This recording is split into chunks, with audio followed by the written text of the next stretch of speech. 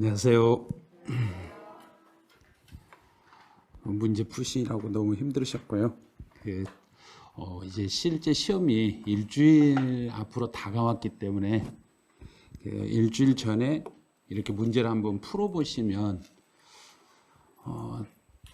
아마 그 시험이라고 생각하고 30분 딱 정해서 시험을 보면 평상시보다 5분을 더 드린 거예요. 왜냐하면 그 모바일에 입력을 해야 되고 또 혹시라도 잘못되어 있는 걸 다시 점검을 할 수 있는 시간을 좀 더 드렸기 때문에 마이크가 울린다네요. 근데 그 전체 강의실을 사기 때문에 강의실 전체라 마이크가 약간 울릴 거예요. 그래서 그리고 이제 그 모바일로 이렇게 유튜브로 들으신 분들은 계속 1.5배속으로 막 강의를 듣다가 정배속으로 지금 강의를 라이브로 들으려니까 좀 이상할 거예요. 이게 지금 오늘 제가 이게 촬영을 하는 데가 그 메가랜드 노량진 캠퍼스거든요. 노량진 캠퍼스인데, 근데 이제 시험 끝나시면 이제 주변에서 공부를 하시고자 하는 분들이 있잖아요. 중개사 공부를 준비하시는 분들은 잘 기억하셨다가 메가랜드 노량진 캠퍼스로 이쪽으로 연결을 해주시면 돼요. 여기요. 노량진 캠퍼스로 이쪽으로 연결하시면 그러면 제가 11월 1일날, 3일날, 5일날 그래서 월, 수, 금 세 번에 걸쳐서 오후 15시니까 15시면 3시예요. 오후 3시에 그래서 노량진 캠퍼스에서 설명회 있고 혹시 이제 그 33회 준비를 하시는 분들이 주변에 있으면 소개 많이 해가지고 노량진 캠퍼스로 노량진역 근처에 있어요. 노량진역에. 그래서 아마 메가랜드 노량진 캠퍼스 이렇게 한번 쳐보시면 인터넷에 쳐보시면 아마 나올 거예요. 그리고 여기 전화번호까지 이렇게 다 메모돼 있네요. 전화번호 메모돼 있으니까 그 주변에 연락을 하신 분들이 있으면 소개 좀 많이 시켜주시기 바라네요. 그래서 오늘 이제 문제 결과를 지금 결과표가 나왔는데 지금 총 응시해가지고 답안을 제출하신 분들이 답안 제출하신 분이 300 조금 넘은 것 같아요. 300명이 300명이 넘은 것 같은데 평균 점수가 75점이 나왔어요. 엄청나요. 그리고 최고 많이 맞으신 분들은 지금 100점이 나왔어요. 100점 다 나왔어요. 100점이 나왔는데 요 100점을 맞으신 분들이 어떤 분이냐면 지금 총 5분이 다 맞으셨어요. 5분이 맞으셨는데 근데 이제 그 중에 여기 5분 중에 지금 이름을 좀 이따 이제 공개를 해드려야 이름을 좀 공개하기를 좀 그러겠네요. 그래서 강의를 듣다 보면 본인이 이제 다 맞으신 분이 있을 거예요. 그래서 총 5분이 다 맞으시고 한 개씩 틀리신 분이 지금 한 10분 정도 이렇게 지금 나와요.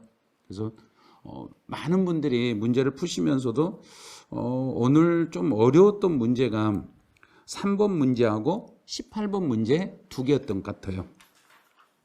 3번 문제 내용을 정답이 지금 정답률이 3번이 제일 낮아요. 3번이 제일 낮고 그 다음에 18번 문제 정답률이 좀 낮아요.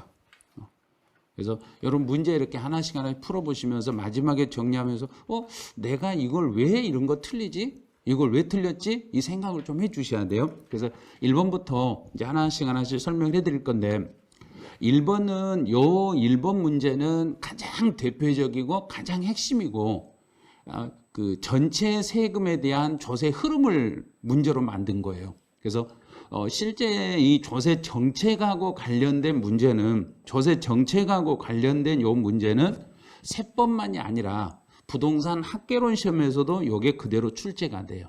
그래서 학개론하고 세법을 두 개를 동시에 잡을 수 있도록 1차하고 2차를 동시에 잡을 수 있도록 동시에 종합된 문제로 지금 종합 문제로 1차, 2차를 종합해서 출제를 해드린 거예요. 그래서 첫 번째는 이제 취득세라는 요 세금은 지방세고, 취득 단계에서 부과되는 세금이고, 등록면허세라는 세금도 지방세고, 여기도 취득 단계에서 부과되는 세금이에요. 여기서 지금 2번에다 답을 하신 분이 좀 있긴 있었어요. 2번에다 하신 분이 있었는데 요 정답을 체크할 때 등록면허세도 취득 단계라는 걸 주의하셔야 돼요. 왜 취득 단계냐면 취득세라는 세금이 부과가 안 되면 취득세 세금을 부과할 수 없으면 대신 등록면허세로 돌려서 세금을 받게 돼 있어요. 그래서 취득세라는 세금하고 등록면허세는 둘 다 취득 단계로 이렇게 연결을 시켜주시면 돼요. 네, 양도소득세의 중과는 그랬어요. 그럼 양도소득세에서 세금을 더 많이 물리면 부동산 보유자로 하여금 매각을 뒤로 미루게 되는 동결 효과라는 게 발생이 돼요. 그래서 이 지문이 3번 지문이 부동산 학개론 지문이에요. 그래서 세금을 양도소득세에서 중과세를 시키면 동결 효과를 발생시킬 수 있습니다. 또 이걸 여기서 중과세가 아니라 이렇게 생각이 돼요. 장기 보유 특별 공제를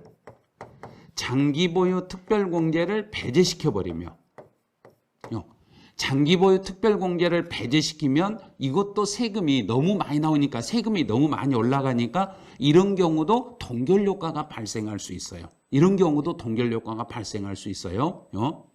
그다음에 종합부동산세는 지방세로서 틀렸네요. 여기가 틀렸죠. 종합부동산세는 국세예요. 국세로서 보유 단계에서 부과되는 세금입니다. 그럼 정답은 4번이 되는 거예요. 그다음에 재산세라는 세금은 지방세이고 보유 단계에서 부과되는 세금입니다. 그럼 이제 양도소득세를 넣어볼게요. 양도소득세는 국세이고 양도소득세에서는 양도 단계에서 부과되는 세금입니다. 이렇게 나오는 거예요. 그런데 여기서는 국세이고 양도 단계라는 말을 대신해서 그냥 양도소득세는 세금을 많이 물리면 그 물건을 팔지 않고 근데 버텨버린다는 해서 동결효과라는 게 이런 게 있어요. 이렇게 갔던 거예요. 그래서 정답은 1번은 4번이 됐어요. 근데 여기 정답률이 1번의 정답률이 지금 현재 정답률이 몇 프로가 나왔냐면 93%가 나왔어요. 그 말은 1번 지문을 틀리신 분들이 있으면 1번 지문을 틀리면 안 되는데 틀렸다는 이야기예요. 근데 1차 학개론하고 2차 세법하고 같이 공부하실 때 국세 지방세라는 요거를 구별을 꼭 하셔야 돼요. 국세 지방세를 구분을 하셔야지 이게 구분이 안 돼 버리면 문제 풀기가 세법이 아니라 부동산 학개론 문제에서 이게 좀 문제 생길 수 있어요. 그래서 꼭 다시 한번 마지막에 들어가실 때 취득세부터 양도소득세까지 국세인가 지방세인가를 반드시 한번 확인을 해 보셔야 될 거예요. 자, 이제 두 번째 2번 문제예요. 2번 문제는 이제 정답률이 55%밖에 안 나왔어요. 55% 정답률이 나왔는데 이 55% 정답률이 이게 지금 왜 이걸 못 풀었냐면은 옳은 걸 찾아라 그랬어요. 옳은 걸 찾아라 그랬을 때 내 생각하고 다른 게 있으면은 빨리 메모를 해놨다가 요거를 그냥 빨리 체크를 해버리셔야 돼요. 원천 징수하는 소득세다. 그럼 소득세 같은 경우에 원천 징수하면 이거 모르겠는데요. 자, 이거 처음 본 것 같은데요. 그러면 얼른 물음표하고 기억을 넘겨가야 돼요. 시험 볼 때 이렇게 하셔야 넘겨가고 그다음에 중간 예납. 이거는 어디서 들어본 것 같아요. 중간 예납이라는 것은 1월 1일부터 6월 30일까지 6개월 반절을 중간이라고 그래요. 1년의 반절을 중간이라고 그래요. 그럼 중간 예납 기간이라는 게 1월 1일부터 6월 30일까지예요. 그래서 1월 1일부터 6월 30일까지에서 그 기간이 끝나면 소득세는 중간 예납은 6개월치가 끝나면 그때 계산 준비하니까 니은은 맞았어요. 자, 그렇죠? 지방교육세가 나오면 지방교육세는 무조건 지방교육세는 이건 부가세라 생각하시라 했어요. 부가세. 그럼 과세 표준이 되는 원래 세금이 그 과세 표준이 되는 세목이 성립이 되면 지방교육세도 따라서 성립합니다. 그럼 니은 티귿 두 개가 맞았네요. 그다음에 수시부가 하는 것은 수시부가 납부일이 아니라 수시부가 사유가 발생이 됐을 때요. 수시부가 사유가 발생했으면 그때 가서 성립이 됩니다. 그럼 니을번 요거는 틀렸어요. 그럼 니을은 완전히 틀렸네요. 니을은 틀렸고 니은하고 디귿은 맞았어요. 그래서 니은하고 디귿은 맞았는데 이제 기억이 이게 답이 되냐 안 되냐 이렇게 따지는 거예요. 그래서 기억은 원천징수라는 것은 원천징수. 어떤 분이 지금 난 5명에서 이미 탈락이네요. 그 말은 2번 틀렸다는 소리예요. 예? 예? 아니 벌써부터 그래버리면 안 되지. 예? 그래서 원천징수하는 그래서 혹시 이 원천징수하는 소득세는 과세기간이 끝났을 때 이게 아니고 이게 아니에요. 그 특별징수라는 거 막 여기다 글을 막 쓰는데 특별징수라고 쓰는데 그건 아니에요. 그건 아니고 원천징수한다는 이야기는 돈을 줄 때예요. 돈을 주면서 줄 때 세금을 떼는 거예요. 그래서 소득 금액을 이 금액을 지급하는 때가 되는 거예요. 돈을 지급할 때. 원천징수라는 것은 내가 돈을 지급하면 상대방한테 줄 때 그때 세금을 떼는 거예요. 그때 세금을 떼는 거예요.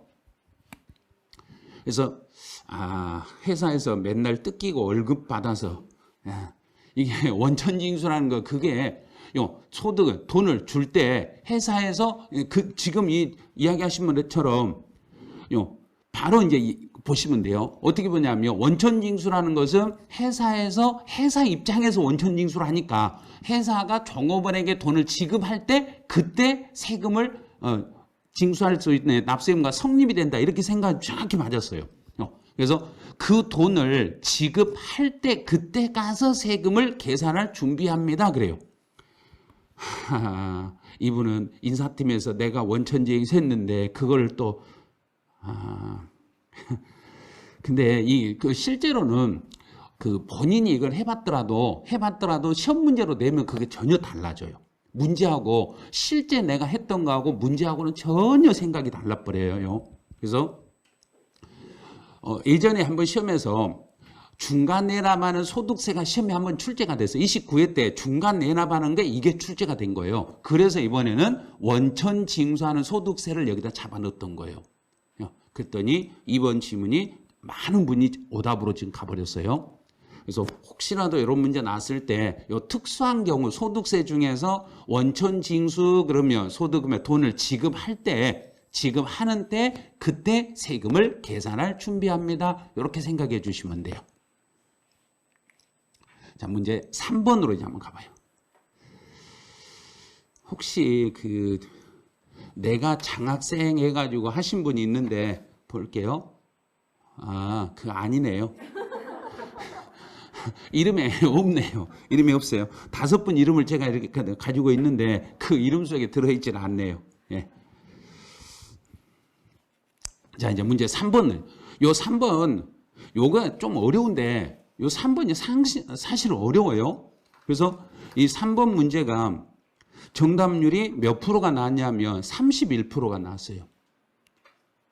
상당히 까다로워요. 상당히 까다로운 문제인데 이 문제는 왜 3번 문제를 냈냐면 세법하고 민법하고 종합 문제예요.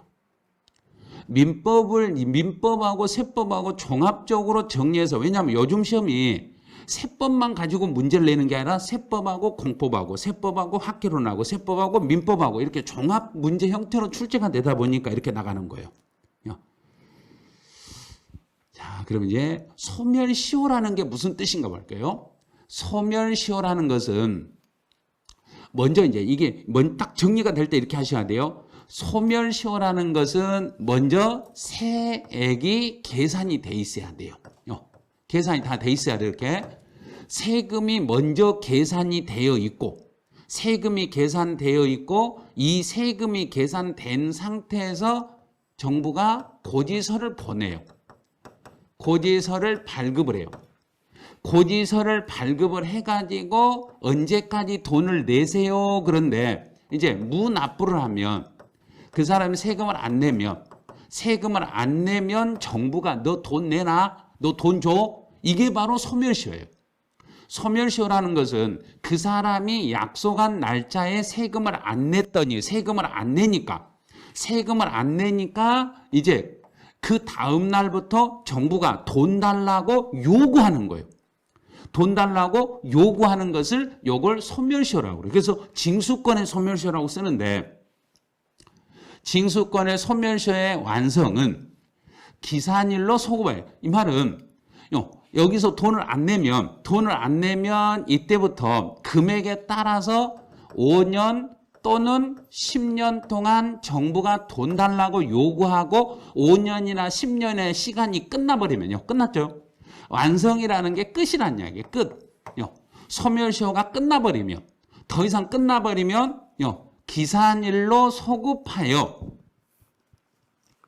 기산일로 소급한다는 이야기는 고지서를 보냈던 이 날짜로 앞으로 와서 기산일로 소급하여 징수권이 소멸돼 버립니다. 그래서 납세의 의무가 소멸돼 버립니다 이 말이에요.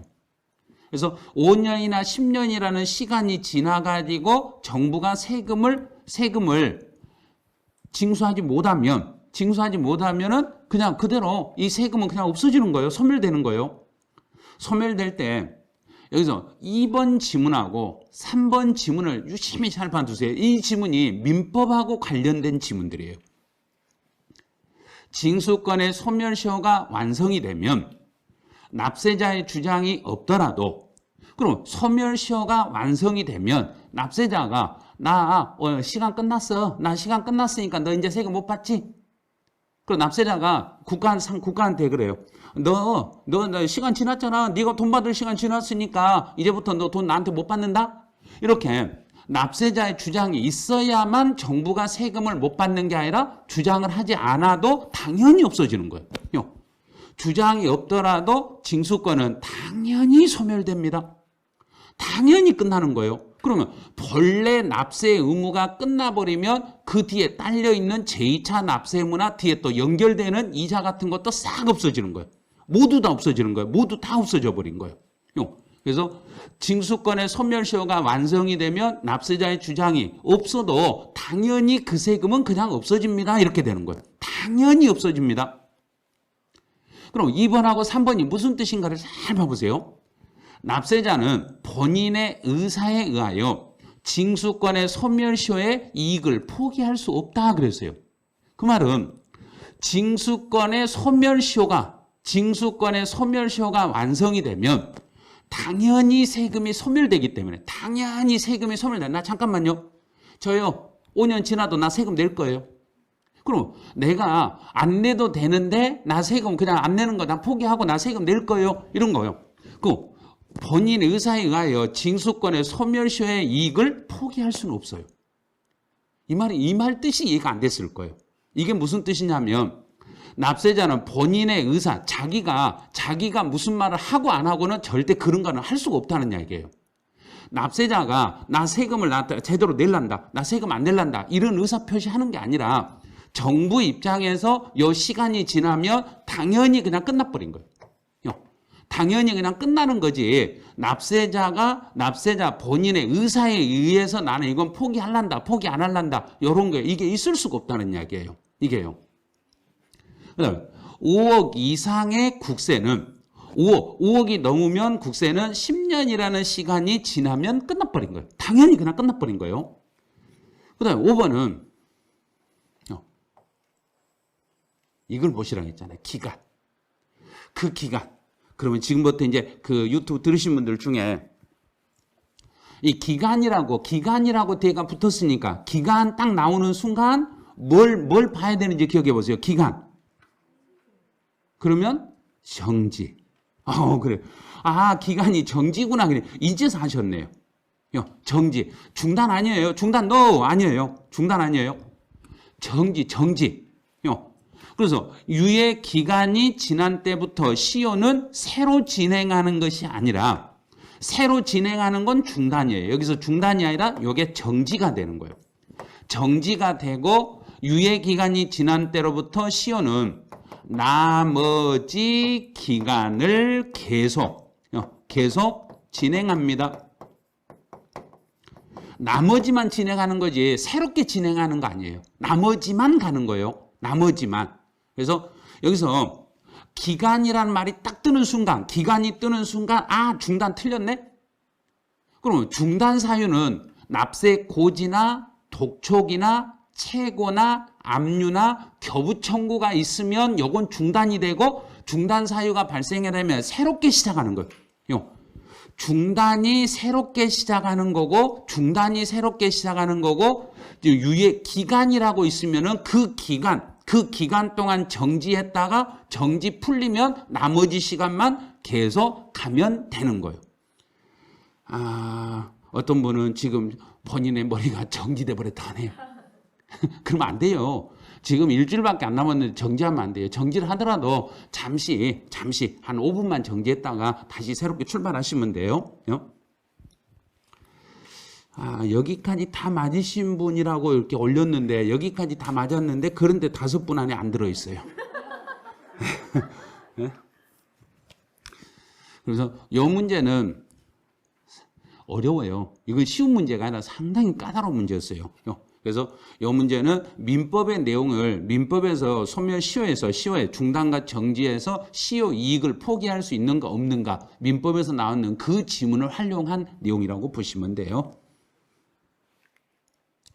이제 문제 4번. 여기서부터는 정답률이 아주 많이 올라갈 거예요. 문제 4번부터는. 그래서 이제 문제 4번은 취득세가 과세되지 않는 경우를 찾아라 그랬어요. 그럼 1번은 종류 변경이나 또는 지목을 변경했을 때 변경이 나오면 종류 변경이나 지목을 변경했을 때는 변경하고 관련된 건 무조건 가액 증가. 취득세는 가액 증가. 그래서 변경했을 때 두 갈래끼리 이렇게 나눠볼게요. 나눠드릴게요. 변경했을 때 가액이 증가되면 가액 증가분에 대해서는 취득세라는 세금으로 과세하고 또 변경 등기분에 대해서는 등록 면허세라는 세금으로 과세하게 돼 있어요. 이렇게. 가액이 증가되면 그 증가된 가격에 대해서는 취득세예요. 가액이 증가됐으니까 취득세로 부과하는 거예요. 근데 변경 등기는 등록 면허세라는 세금으로 부과하셔야 돼요. 또 외국인 소유의 물건을 우리나라로 수입해서 가지고 들어오면 수입하는 자, 이 사람에게 취득세를 물려요. 수입하는 사람에게 취득세 물리겠습니다. 또 권리의 이전이나 행사에 등기가 필요한 부동산을 서로 교환을 했네요. 그럼 배우자 간에 서로 교환을 했을 때는 요거는 원칙은 증여로 봐요. 원칙은 증여로 봐서 취득세를 물어야 되고 만약에 이 대가관계가 객관적으로 증명이 되면 유상으로 봐서 취득세를 물으셔야 돼요. 그럼 증여로 봐도 세금을 내야 되고 유상으로 봐도 세금을 내야 되니까 무조건 교환이라는 것은 무조건 세금을 내는 거예요. 취득세를 내는 거예요. 안 낸다 생각하시면 안 돼요. 유상으로 봐서 물 건지 무상으로 봐서 세금을 부과당할 건지 둘 중에 하나만 되는 거지. 교환은 세금 부과 안 되는 경우는 아예 없어요. 무조건 교환은 증여든 유상이든 무조건 과세가 되겠습니다. 이렇게 가는 거예요.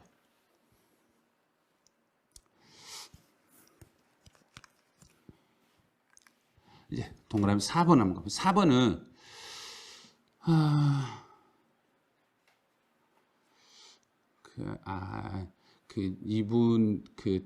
한 분은 중개사법 80점 맞기를 포기했어요. 그랬네. 관악 안 맞게 해서 공법을 그래요. 공법에서 50점은 맞추셔야 돼요.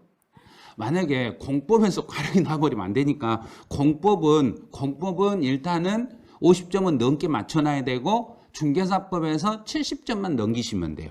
그러면 공시세법에서 60은 나올 수 있으니까 이렇게 해서 평균 60점을 딱 맞추셔야지 공법 점수가 안 나와버리면 중개사법 100점을 맞는다고 해도 안 돼요. 그러니까 마지막에 내가 공법에서 50점 정도 맞을 수 있도록 그 공법 할 수 있는 부분만큼 정확히 보셔야 돼요. 그래서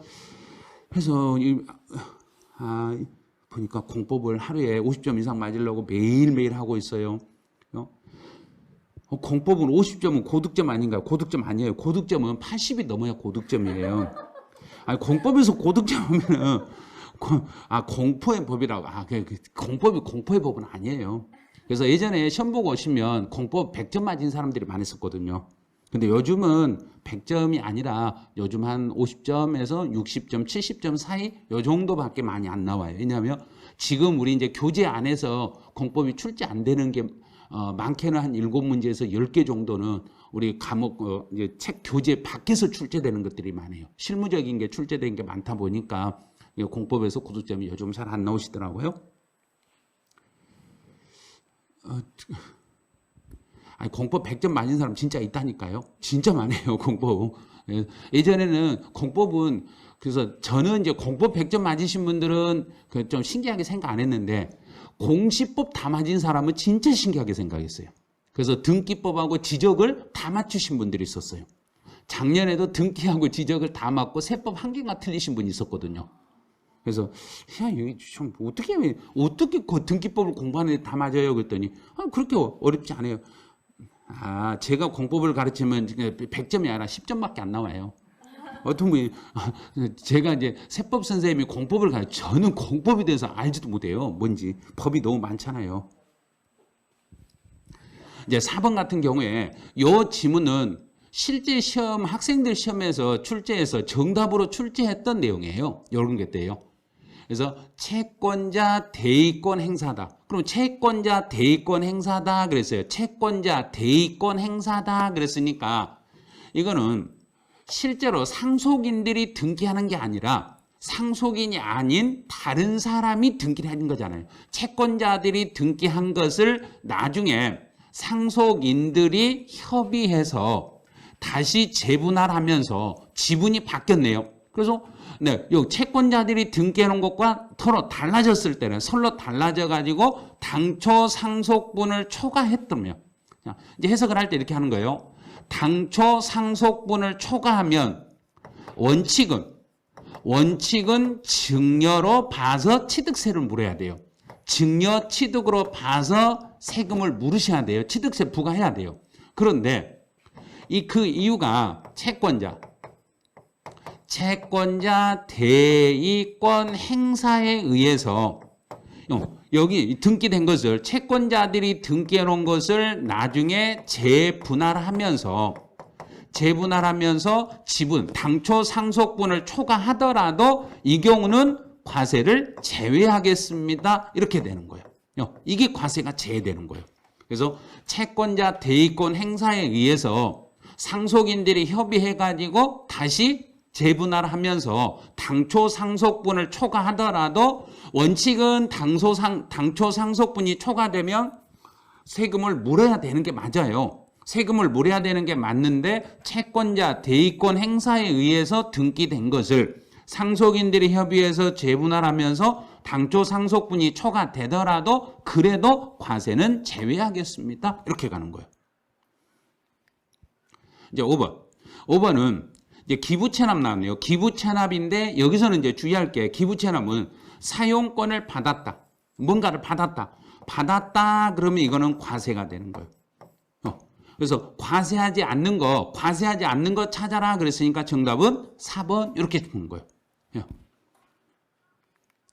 그다음 문제 5번 가봐 이제. 5번은 취득 시기에 대한 문제예요. 취득 시기는 이제 무상승계 취득에 대해서는 등기 이래 취득한 것으로 본다. 단 상속은 상속 개시를 그랬는데 그러면 상속을 뺀 나머지 증여니까 무상 중에 증여니까 등기 이래 취득한 것이 아니라 여기는 계약일이 되는 거예요. 증여 계약일에 취득한 걸로 보겠습니다. 계약일에 취득한 걸로 보겠습니다. 그럼 1번 틀렸네. 두 번째, 국가 나오면 이거 읽을 때 이제 읽는 연습 제가 알려드릴게요. 국가라는 지문이 나오면 국가 유상 사실 이렇게 읽으시면 돼요. 국가 유상 사실. 반드시요. 유상이라는 게 중간에 들어가셔야 돼요. 국가 유상 사실 이렇게 가면 돼요. 국가 유상 사실. 그러면 또 사실상 잔금 지급일 전에라는 말이 나오면 앞에 것 뒤에 것 비교하면은 그 비교해서 둘 중에 더 빠른 날. 그러면 잔금 지급일 전에 등기를 먼저 했으니까 등기가 빨랐으니까 등기 한 날이 됩니다. 이런 거예요. 근데 건축물을 건축했어요. 건물을 건축했어요. 그러면 두 가지로 나누셔야 돼요. 두 개로 나누셔야 돼요. 사용 승인서를 정부가 내주는 날하고 사용 승인서를 내주는 날하고 사실상 사용일 중에서 그 중에 빠른 날로 가겠습니다. 이렇게 가는 거예요. 둘 중에 빠른 날로 가겠습니다. 이제 4번은 매립이나 간척으로 원시 취득했을 때는 원시로 취득했을 때는 공사, 준공, 인가일의 취득일로 보고 또 여기도 전에라는 말이 나오면 앞에 것하고 뒤에 걸 비교했을 때 그중에 더 빠른 날로 갑니다. 이렇게 가는 거예요. 근데 연부는 국가하고 관계되니까 무조건 국가는 사실이라는 걸 얼른 찾으셔야 돼요. 사실상 연부금 지급일로 가겠습니다. 그래요. 지금 자꾸 해설을 짧게 제가 계속 1.5배속이나 2배속으로 들으신 분들이 빨리 듣고 싶어서 해설을 빨리 올려요. 저희 PD님 그럼 오늘 집에도 못 가고 내일도 못 가고 한 이틀 동안 못 가서 날밤 새야 돼요. 근데 날밤 새려고 했더니 PC방이 10시까지밖에 안 하네. 그러니까 못 하는 거예요. 너무 PD님 이러면 PD님이 쓰러져요 그냥. 응? 그럼 이제 5번은 정답이 1번이라는 걸 아셨죠? 꼭 밤새 주시면 안 되나. 밤 못 샌다니까요. 어디서 밤을 새라고 그래요, 지금. 예? 지금 이러면 10시에 지금 PC방도 문 닫아서 어디가 작업할 데도 없어요. 작업이 불가능해요, 이제. 그 다음에 이제 6번. 6번 같은 경우는 요건 반드시 맞춰야 돼요. 올해 시험에 나온다고 보고 준비를 하셔야 돼요. 그래서 이 문제를 아직 잘 못 푸신 분들이 있으면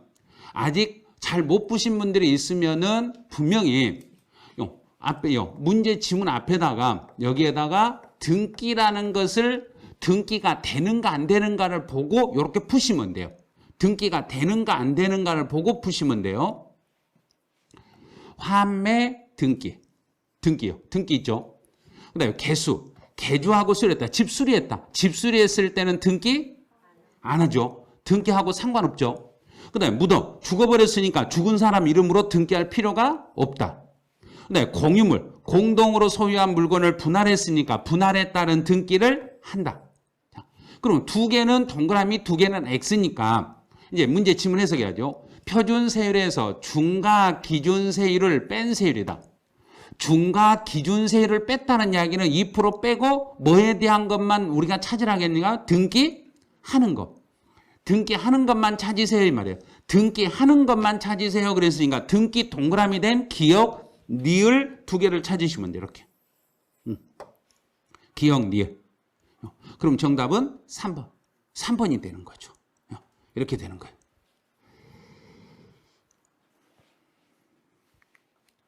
그 다음 문제 7번. 문제 7번은 취득세, 부가 징수에 관한 설명으로 옳은 걸 찾아라 그랬어요. 요거는 피오나님에게는 커피 쿠폰 하나 드려야 되겠네요. 왜냐하면 오늘이 결혼 기념일인데 시험 보고 있어요. 그 결혼 기념일이 중요한 게 아니라 시험이 중요한 거니까 결혼 기념일은 일주일 뒤로 늦추세요. 그래서 피오나님에게 그래도 이분에게 커피 쿠폰을 하나 드려야 되겠네요.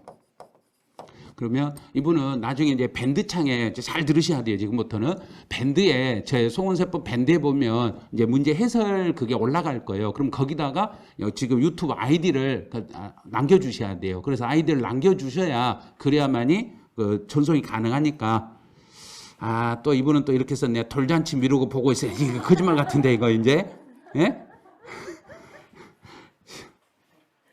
저는 전번 달에 결혼 기념일 그거 안 돼요. 이미 지금부터는 이제 카트.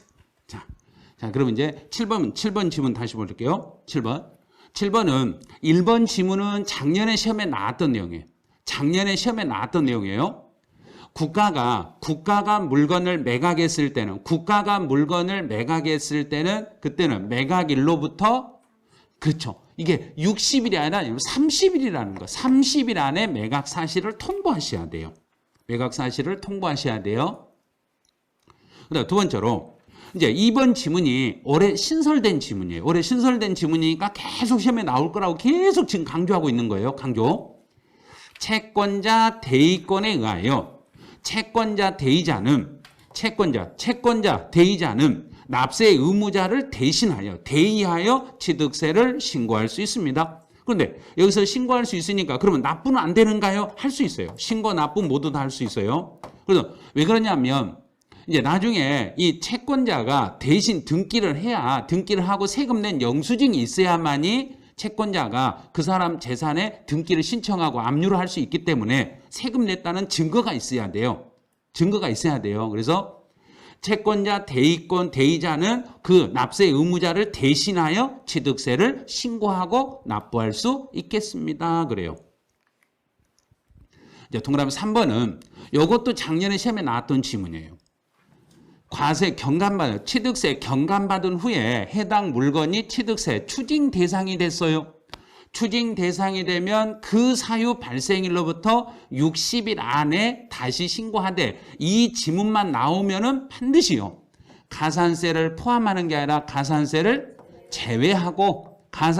제외하고 나머지는 제외한 금액 이미 낸 세금을 빼주라고 했으니까 이미 낸 세금 뺄 때 가산세는 제외하고 빼겠습니다. 이렇게 가는 거예요. 그다음에 4번은 올해 이제 가산세가 이게 나올 거라겠어요. 가산세 나올 거라고 했는데 법인들이 장부 작성을 안 하면 법인이 장부 작성을 하지 않으면은 그때는 가산세 10%.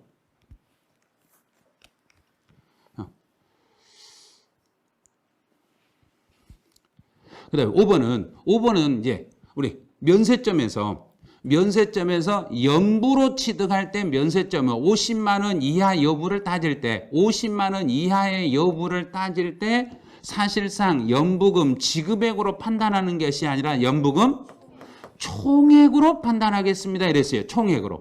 그래서 전체 금액이 50만 원 이하가 되면은 면세점으로 세금을 부과하지 않습니다. 그럼 이 문제에서는 지금 옳은 걸 찾아라 그래서 정답은 2번이 된 거예요. 옳은 걸 찾아라 그래서 2번이 되신 거예요. 자, 문제 8번. 이제 등록면허세 문제네요. 등록면허세에 대한 설명으로 옳지 않는 걸 찾아봐라 그랬어요. 그래서 1번 같은 경우는 여기까지 다 맞으신 분이 있네요. 여기까지 다 맞으셨다겠는데 근데 그 이름이 그 닉네임하고 다른 것 같아요 지금. 예? 닉네임하고 본인 이름하고는. 그래서 회사 정리나 특별 청산에 관하여 법원의 촉탁. 법원이 특별히 부탁했다. 법원이 부탁해서 등기하는 것은 등록면허세를 부과하지 아니합니다. 법원이 특별히 부탁해서 등기하는 것은 이거는 법원의 촉탁으로 인한 경우는 비과세예요. 그런데 법인의 자본금이나 출자금의 납입이 나오네요. 법인의 자본금이나 출자금의 납입이 나오면 그때는 이것들은 과세 대상이 돼요. 이런 경우는 제외한다 이 말은 앞에서는 과세하지 아니한데 이거는 제외한단 말은 뒤에 것은 과세하겠습니다. 이렇게 가는 거예요. 과세하겠습니다. 이렇게 가는 거예요. 그다음에 두 번째는 등록면허세 과세 표준이 나오면은 반드시 먼저 익힐 게 등기 등록 당시라는 지문을 먼저 보셔야 돼요. 등기 등록 당시에 본인이 신고한 금액으로 가는 거고 만약에 신고 금액이 없거나 신고 금액이 시가 표준액보다 낮아버리면 그때는 낮아버리신 분들은 전부 시가 표준액을 원칙으로 하게 돼 있어요. 네, 동그라미 3번이요. 3번 같은 경우는 이제 등록면허세는 설정과 변경과 소멸에 대한 등기나 등록을 하는 경우에 그 등록을 하는 자가 등록을 하는 자, 그럼 등기부상의 이름을 기록하면 기록한 그 사람이 납부할 책임이 있습니다. 취득세 과세, 등록면허세 과세 대상인 등록에는 취득세 부과 제척기간 이미 경과돼 버렸네요. 제척기간 이미 경과했기 때문에 취득세 부과가 불가능하죠. 취득세 부과가 불가능하니까 등기를 하고 싶으면 이제는 등기를 할 때는 등록면허세는 세금을 물으셔야 돼요. 취득세 부과가 가능하면 취득세로 가는데 취득세 부과가 불가능하기 때문에 등록면허세로 가겠습니다. 그래서 이런 경우는 등록면허세에 포함합니다. 이 문제를 답은 5번은 뭘까요? 그런데 5번이 이걸 말소가 숨어 있었어요. 말소가. 이제 임차권에 대해서는 원래는 임차권은 월 임대차 금액의 0.2가 맞아요. 0.2가 맞는데 말소 등기니까 1 건다. 6,000원이 되는 거예요. 말소가 되니까 말소는 건에 6,000원. 그래서 틀린 건 5번. 이게 틀렸어요. 말소를 못 봐서 틀리신 분 많잖아요. 그래서 문제 풀 때 특히 말소 같은 경우가 나왔을 때 특히 주의하셔야 돼요. 시험 볼 때는 지문에 안 보여요. 말소가 눈에 안 들어와버려요. 이게. 그래서 임차권만 눈에 들어오니까 임차권은 월 임대차 금액의 0.2라고 1000분의 2라고 얼른 딱 보고 맞았네 그러는데 말소라고 나오면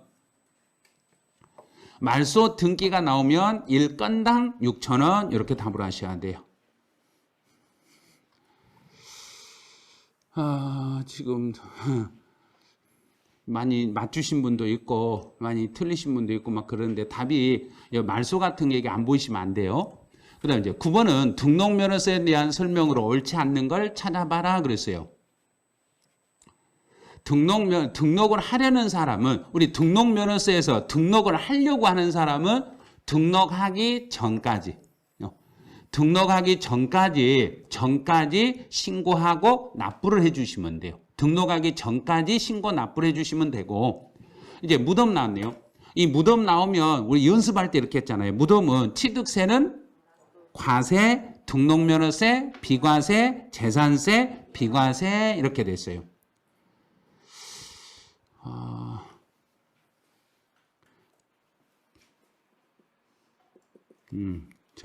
다 맞아서 상 받았으면 좋겠는데요. 쓰신 분도 다 맞은 분의 이름이 없어요. 이름이 없네요. 네. 근데 5분 제가 이름을 딱 보고 있는데 그분 이름을 쓰신 분들이 지금 거의 없어요. 다 맞춰가지고 다 맞고 아마 다른 데 가서 쉬고 있는 것 같아요. 네. 나는 다 풀었으니까 나는 다 맞췄는 것 같다. 그러고. 그래서 이제 무덤이 나오면 등록면허세는 끝에 가서 부과하지 아니한다. 이렇게 보시면 돼요. 무덤 과세하지 않는다. 왜? 등록면허세니까. 그 다음에 이제 동그라미 3번은 이제 올해 납세지가 나오면 요 지문이 나올 거라 했잖아요. 요 지문이. 등록면허세에서 하나의 물건에 이제 여러 군데 맞물려 가지고 각각의 지방별로 각 지방자치단체별로 부과할 수가 없다. 그럼 납세지가 어딘지 모르겠다. 납세지가 어딘지 몰랐을 때는 그때는 영업장 소재지로 가는 게 아니라 등록 관청 소재지로 가겠습니다. 등록 관청 소재지를 납세지로 하겠습니다. 이렇게 되는 거예요. 등록 관청 소재지로 가겠습니다. 그럼 3번 틀렸네요. 이제 4번은 이 4번 지문이 나오면 무조건 맞다고 했어요. 무조건 틀리는 지문이 아니라 무조건 올바른 지문이니까 4번은 딱 보는 순간 나오면 그냥 무조건 무사 통과시켜버리면 돼요. 채권 금액을 과세액으로 정할 때 채권 금액이 없으면 채권의 목적이 된 것이나 처분의 제한의 목적이 된 것을 대신 채권 금액으로 갖다 쓰시면 돼요. 그런데 이 채권 금액을 과세 표준으로 정하는 것들이 몇 개 있다고 그랬어요. 요건 한 번 정도 다시 한번 점검을 좀 하셔야 돼요.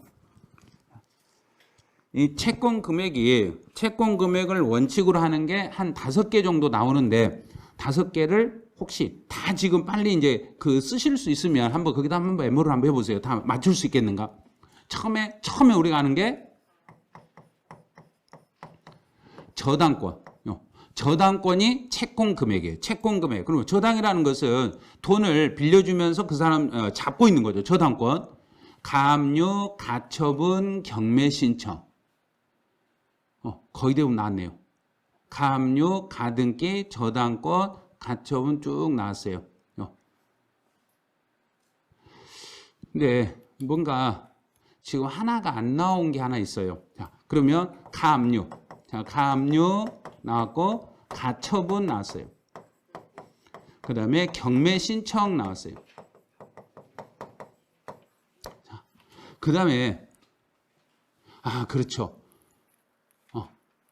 동동님. 그 다음에 동동님이 그 뭐라고 썼냐면 가등기는 나눠요 그랬어요. 그래서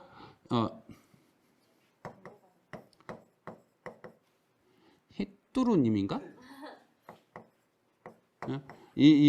이분이 정확히 맞췄어요. 뭐라고 됐냐면 가등기인데 무조건 가등기라 하시면 안 돼요. 가등기인데 그 가등기도 담보에 대한 가등기 이렇게 하셔야 돼요. 담보 가등기 담보. 히뚜루네요. 루. 예. 이분에게도 자 커피 쿠폰 들어갑니다. 자, 이렇게 이분에게도. 이렇게 그 정확히 읽을 줄 알아야 돼요. 정확히 읽을 줄 알아야 돼요. 이게요. 그다음에 이제 5번은 이제 여기는 세율 문제예요. 상속으로 인한 소유권 이전 등기는 그러면 상속은 0.8, 증여는 1.5. 증여는 1.5. 그래서 매번 헷갈리는 파트예요. 그랬는데 이게 매번 이게 헷갈리는 게 아니라 채권 금액 같은 경우는 자꾸 이게 연습을 좀 하셔야 돼요. 왜냐하면 혹시 문제에서 출제위원님 채권 금액을 과세하는 것을 몽땅 써놓고 다음 중에서 채권 금액을 과세 표준으로 하는 걸 찾아라 이렇게 할 수도 있어요. 이렇게 문제를 낼 수도 있어요. 자, 이제 10번 한번 가보죠. 옳은 걸 찾아봐라 그랬어요. 토지에 대한 재산세 납기는 그러면 토지에 대한 재산세 납기는 7월 1일부터 토지 그러면 속이 안 좋아요. 제가 이제 만약에 마음속이 안 좋아 여기 안 좋아 그러면 토하려면 욱하면 안 되죠. 여기서 욱하면 어디로 가냐면 땅에다가 토지에다가. 그래서 토지는 9월 16일에서 9월 30일 7월 달 아니에요. 토지는 9월 달. 그래서 구토 이렇게 그래요. 이렇게 속이 안 좋아서 구토할 때 구토 토지는 9월이다 이렇게 해석하시면 돼요. 그다음 두 번째 나쁜 2번 지문이 지금 여기 라이브 들으신 분들 2번 지문은 완벽히 이해를 하셔야 돼요. 완벽히 이해를 해 주셔야 될 거예요. 납부 통지서를 수탁자에게 고지가 있는 후 일단 고지가 있는 후에 고지서를 보내고 나서 그 신탁 재산을 누군가에게 양도를 해버렸어요. 신탁 재산을 누군가에게 양도를 하면은 그 수탁자의 물적 납세 의무는 소멸되는 게 아니라 영향을 미치지 않는다. 그랬어요. 아니 9번의 답은 뭔가요? 그랬어요. 9번의 정답은 3번이었어요. 예. 그래서요. 이 지문은 수탁자에게 고지가 있는 후에 신탁 재산을 양도했더라도 수탁자의 물적 납세 의무에는 영향을 미치지 아니한다 이 말은 그러면 수탁자가 들고 있는 그 위탁자의 재산을 가지고 물적 납세 의무는 그대로 존속한다 이렇게 가는 거예요. 이미 신탁 재산을 누군가에게 양도했더라도 물적 납세 의무는 그대로 존속을 하겠습니다. 이렇게 가는 거죠. 그러면 옳은 걸 찾아라 그랬으니까 정답은 2번이에요. 그다음에 재산세 과세 기준일 현재 상속이 개시된 상속이라고 나왔으니까 상속 등기도 안 돼 있고 신고도 안 돼 있을 때는 그때는 상속 받은 자가 연대 책임을 지는 게 아니라 주된 상속자를 납세 의무자로 이렇게 가는 거예요. 그래서 주된 상속자를 납세의무자로 하는데 주된 상속자의 순서는 주된 상속자의 순서를 찾아라 그러면은 그때는 주된 상속자의 순서는 지분율이 큰 자. 두 번째는 연장자 이렇게 순서로 가는 거예요. 지분이 크고 그다음 두 번째는 나이가 많으신 분 요 순서로 가는 거예요. 네, 4번은 이제 재산세 과세 대상에서는 절대로 자동차는 나오면 안 됩니다. 자동차와 기계는 절대 나오면 안 된다 그랬어요. 차량하고 기계는 나올 수가 없습니다. 그렇게 된 거예요.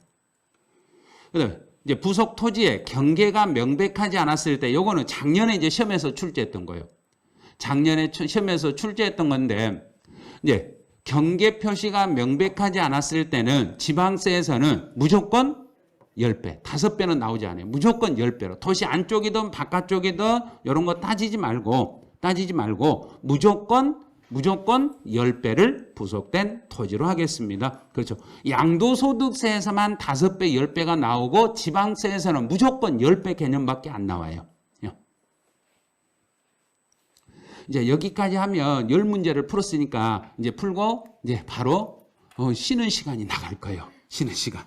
이제 왜냐하면 10개 문제 풀고 잠깐 휴식을 좀 취해봐야 돼요. 휴식을 취하고 그리고 이제 뒤로 가면 양도소득세로 가면은 조금 어려울 수도 있어요. 그런데 지금 아마 33회 준비하시는 분들 주변에 계신 분들이 있으면 지금부터 이제 광고 영상이 좀 나갈 거예요. 몇 분. 그러면 그거 잘 보셔놨다가 이제 그 주변에 이제 소개하실 분들이 있으면 영상 보시고 이제 그 선생님들 어느 학원이 좀 선생님들이 괜찮고 중개사 공부를 어디서 하면은 합격할 수 있겠는가 이런 영상 보시고 많은 분들에게 소개 좀 해주시기 바라네요.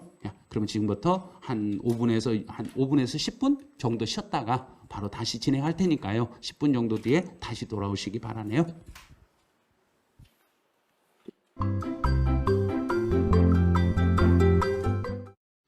뭐 이상한 모습을 좀 보셨을 거예요. 그리고 노량진 학원 그 원장님께서 그 노량진 학원에 대해서 이제 소개를 많이 하셨는데 진짜로 노량진 학원의 선생님들이 엄청나신 분들이 계시거든요.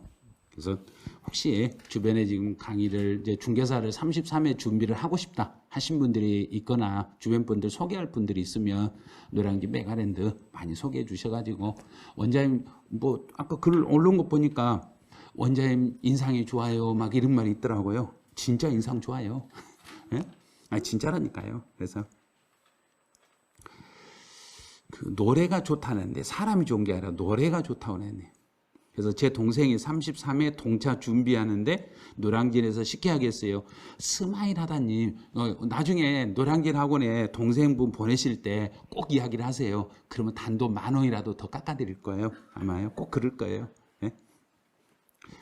자, 11번부터 이제 한번 가보죠. 다시 또 이제 11번은 이 문제는 작년에 이제 종합합산, 별도합산 잠깐만요.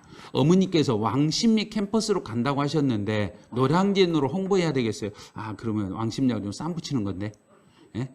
그런데 그거는 조금 그 어머니 의견을 따라주세요. 어머니 의견을 따라주셔야 되고. 예? 이제 11번 같은 경우는 이거는 분리과세 대상을 모두 골라라. 그럼 분리과세를 모두 골라라 그러면 생산활동에 사용하거나 사치활동으로 사용하는 것을 골라라 이 문제예요. 생산 쪽으로 쓰는 거예요. 그래서 생산활동에 사용하는 거 플러스 사치활동에 사용하고 있는 땅들을 골라라 이런 뜻이에요. 이제 기억번의 내용이 약간 애매할 거예요. 도시의 상업지역에 있는 기준면적 이내의 공장 용지는 생산을 하는 건 맞기는 맞아요. 생산을 하는 건 맞기는 맞는데 요 시지역, 도시의 주거지역이나 상업지역에 있는 공장은 도시의 주거지역이나 상업지역에 있는 공장은 공장으로 가는 게 아니라 공장이 아니라 상가 땅으로 보는 거예요. 상가로 봐가지고 기준 면적까지는 여기는 상가니까 별도 합산과세가 이렇게 되는 거예요. 별도 합산과세가 되는 거예요. 그다음 두 번째로 산림의 보호 육성을 위해서 필요한 임야예요. 이거는 분리과세가 되는 거예요. 이게 분리과세예요. 그다음에 물류 단지 딱 나오는 순간 뭘 생각해야 되는가? 혹시 물류 단지라는 말이 딱 나오는 순간 어떤 걸 생각하는가? 얼른 해보세요. 물류 터미널. 우리 터미널 아니 물류 단지 터미널 아니라 택배 창고, 택배 차량, 자동차하고 관계된다 했잖아요. 물류하면은 택배 창고 생각하시라 했잖아요. 택배 창고, 자동차, 차 나오면 그 다음에 이 지문 속에서 뭘 찾아라겠는가 얼른 기억해 보세요. 터미널이에요. 터미널이 없으니까 여기도 별도 합산 과세입니다. 이렇게. 또 골프장이나 고급 오락장으로 사용하는 건 사치성 토지니까 고율 분리 과세. 그다음 미음 번은 도시지역의 개발 제한, 도시의 개발 제한 구역에서 실제 영농에 사용되고 있는 농지다. 농지인데 영농에 사용하고 있으니까 분리과세. 그럼 문제에서 분리과세 대상을 모두 골라라 그랬으니까 니은, 리을, 미음. 그러면 니은, 리을, 미음에서 정답은 4번 이렇게 찾으시면 돼요. 4번 이렇게 찾아주시면 돼요. 우리 PD님께서 지금 담당하고 있는 게 메가랜드를 달리는 사람들에서 메달TV PD님이시거든요. 근데 거기에 메달TV에 메달TV 홍보를 안 해줬다고 지금 엄청 지금 삐져 있어요. 그래서 메달TV에 구독도 눌러주시고 메달TV 좋아요도 눌러주시고 막 하세요. 메가랜드를 달리는 사람들 그 유튜브 보면 메달TV라고 나와요. 거기에 우리 PD님 모습도 나와요. 그러니까 그 메달TV에 많이 구독해 주시고 지금 여기 계신 분들도 메달TV 들어오셔가지고 다 구독 좀 많이 눌러 놓으세요. 그래야 우리 PD님이 얼굴이 쫙 피어요. 근데 지금 이걸 중간에 이걸 방송을 끊어야 되나 말아야 되나 막 그러고 있었어요. 예? 그래서 봐요. 메달TV 화이팅 나오잖아요. 전 메달TV 퇴근하면 안 돼요. 지금 끝까지 가야 되니까 퇴근하시기 전에 바로 가서 구독도 눌러주시고 하세요. 이게 이제 12번. 자, 12번 가보죠. 12번은 재산세에 대한 설명으로 옳은 걸 찾아봐라. 옳은 거예요, 여기는. 주택에 대한 과세 표준은 그러면 재산세 과세 표준 문제가 나오면은 무조건 과세 기준일 현재 시가 표준액에 공정시장 가액 비율 60%를 곱한 금액으로 갑니다. 그럼 주택 시가 표준액에 60% 곱했다. 그럼 답은 1번. 1번 바로 됐네요. 그다음 두 번째로 공시가격을 6억을 초과하는 주택이다. 그럼 세부담의 상한에서 주택인 경우는 6억을 넘었으니까 100분의 130 이렇게. 100분의 150이 아니라 100분의 130을 상한제로 하시면 돼요. 그래요. 3번은 올해 법이 개정이 됐는데 그 동동님이 지금까지 다 맞았다 가는데 동동님이 지금 그 닉네임으로 써가지고 이름이 없어서 지금 다 맞았는지를 모르겠어요. 그래서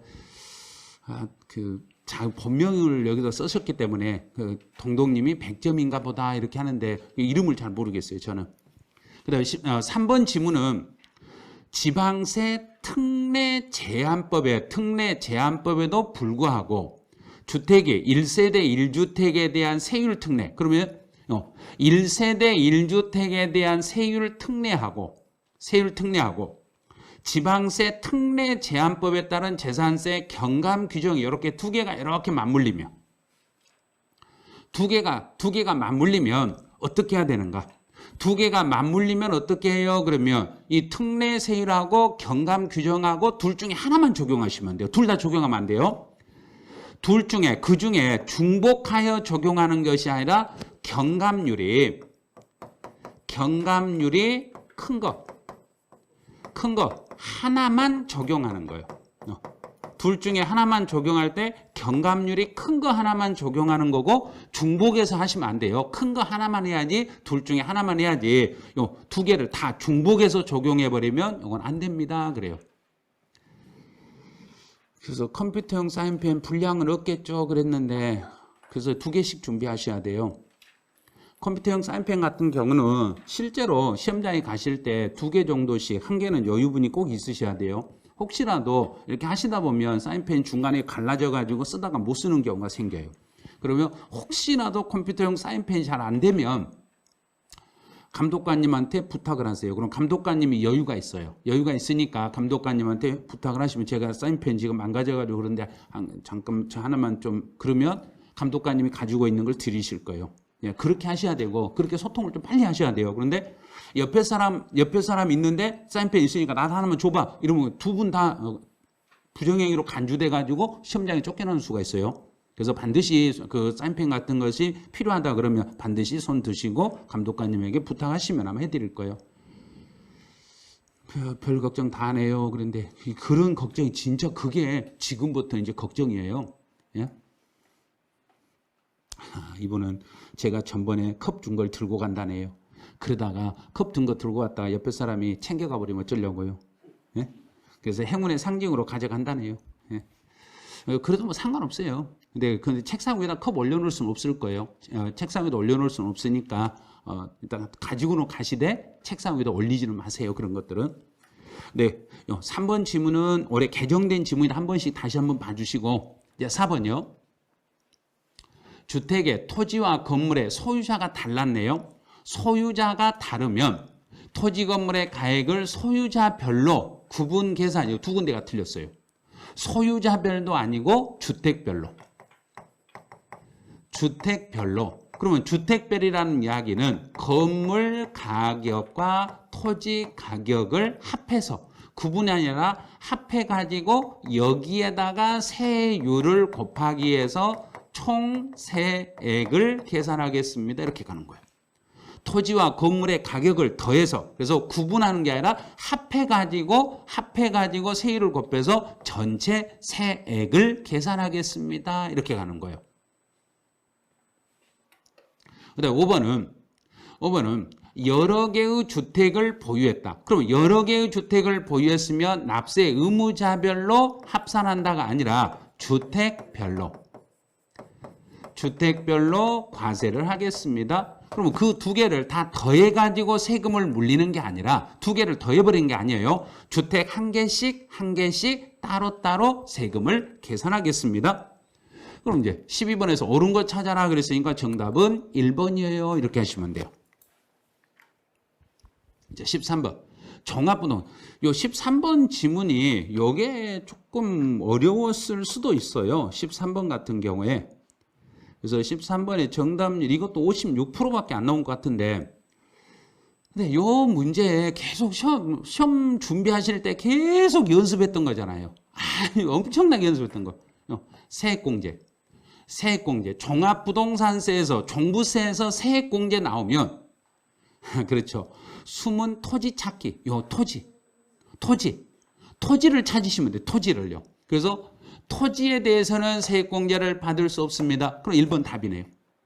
1번이 바로 답이에요. 이렇게 해요. 여기서 세액공제는 1세대, 1주택자, 1세대, 1주택자만 세액공제를 받을 수 있고 토지에 대해서는 세액공제를 받을 수 없습니다. 이렇게 가는 거예요.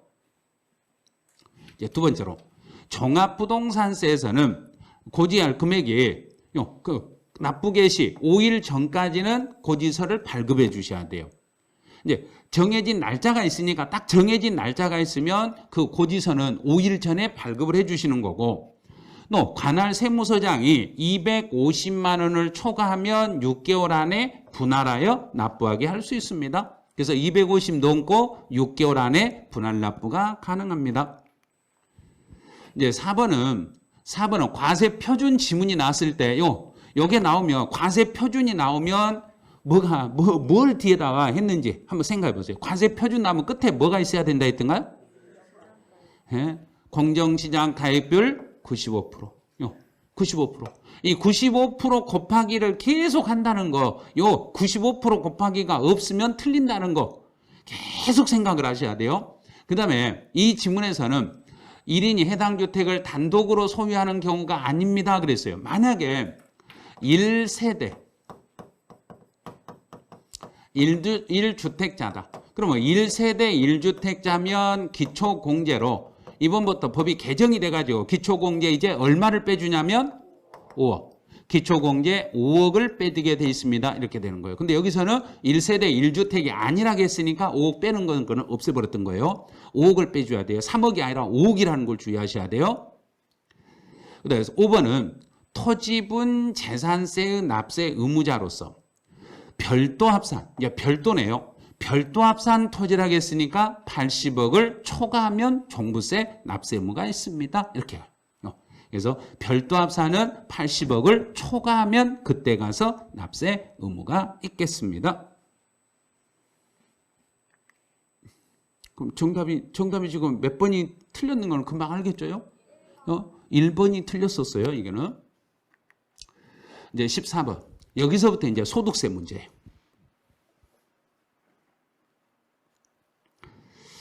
그래서 이제 지금부터 이제 소득세 문제인데, 소득세 문제는 14번 문제는 납세 의무자하고 관련된 내용이에요. 누군가가 사망했으면 상속인이 납세 의무를 승계받아서 상속인이 내시는 거예요. 대신에 상속인이 낼 때 상속인 본인의 소득과 사망자의 소득을 구분하여요. 내 소득하고 사망자 소득을 따로 구분해서 계산하는 게 원칙이에요. 두 번째, 비거주자는 외국에 살고 있는 사람은 우리나라 건물을 양도하고 벌었네요. 비거주자가 국내에서 벌어들인 게 있으면은 그거는 이 사람은 우리나라에 납부할 의무가 있습니다. 우리나라 안에서 물건을 양도했으니까 우리나라에다 세금 낼 의무가 있습니다. 이제 3번 같은 경우는 특수관계인에게 자산을 증여한 후에 증여일로부터 5년 이내에 타인에게 양도하면서 여기서 중요한 지문이 이거였어요. 증여자가 그 자산을 직접 양도한 것으로 보는 경우, 이게 중요한 거예요. 증여자가 직접 양도한 것으로 본다는 이야기는 그 증여를 부인하겠습니다. 증여를 부인했다는 이야기는 부정한 행위가 있었으니까, 부정한 행위가 존재하니까, 부정한 행위들이 있으니까 증여자가 직접 양도한 걸로 보겠습니다. 그래요. 증여자가 직접 양도한 걸로 보겠습니다. 그래서 이 경우는 증여자가 납세 의무를 지고 증여받은 사람은 증여자와 연대하여 납세 의무를 지지 아니한 것이 아니라 증여받은 자는 증여자와 연대 납세 의무가 있습니다.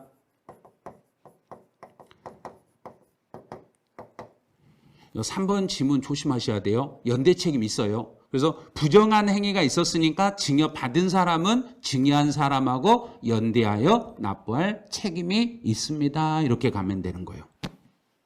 그래서 틀린 걸 찾아라 그랬으니까 3번 요게 틀렸어요. 그다음에 이제 동그라미 4번은 신탁 재산에 속하는 소득이 있으면 이 소득은 수익자가 있으면 수익자에게 세금을 물리고, 만약에 수익자가 사망했으면 상속인에게 가요. 그런데 혹시라도 수익자가 없으면 누구에게 물려요? 그러면 수익자가 없으면 위탁자, 원래 주인인 위탁자에게 그냥 물리시면 되는 거예요. 수익자가 따로 없으면 위탁자에게 물려요. 이러면 돼요. 네, 공동으로 소유한 자산에 대한 양도소득, 공동 소유 그러면 각 거주자가 납세의무를 져요. 여기서 주의할게요. 각 거주자가 납세의무를 지는데 이 사람들은 연대 납세 의무는 없어요. 각자만 책임을 지는 거지 연대 책임까지 보거나 그렇지는 않습니다. 그래요.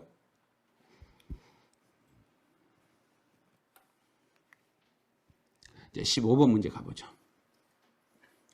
30일에 이 정도 문제로만 나와줬으면 좋겠어요. 그런 것 같은데 요게 쉬운 문제가 아니에요. 지금 시험장에 가면 이것보다 더 어려워요. 지금 이 문제는 시험보다 약간 쉬워, 약간 더 이게 어렵고 시험장에는 약간 쉬워요. 더 이것보다는 지금 오늘 풀었던 것보다는 약간 더 쉬워요. 말을 반대로 했어요. 제가. 예. 요게 이것보다 어려운 게 아니라 쉬워요. 더 이것보다는. 예. 그래서